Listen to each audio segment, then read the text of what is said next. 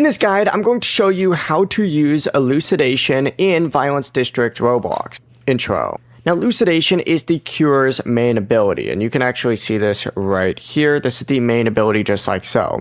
What you need to do is just hold the ability button to charge a flask and then release it to throw the flask towards survivors. And whenever the flask does land, and this is very good for when a survivor is repairing a generator, it creates a pestilence cloud in that area. And any survivor who enters the cloud will become infected and can be slowed down, making them a lot easier to catch. Try throwing elucidations once again at generators, at pallets, at windows, and other areas where survivors are likely to run, and you could of course use it during a chase to block off a route and force a survivor into a worse position. It's very great for positioning overall. Before you do leave, make sure to like the video and subscribe to the channel with all notifications on. It really does help with the channel and it lets us know that you want more content like this. We'd greatly appreciate it. And if at any point throughout this guide you did have any questions, just ask them down in the comment section below and we can help you out further. I'm going to be doing my best to reply to every single comment down there. Peace.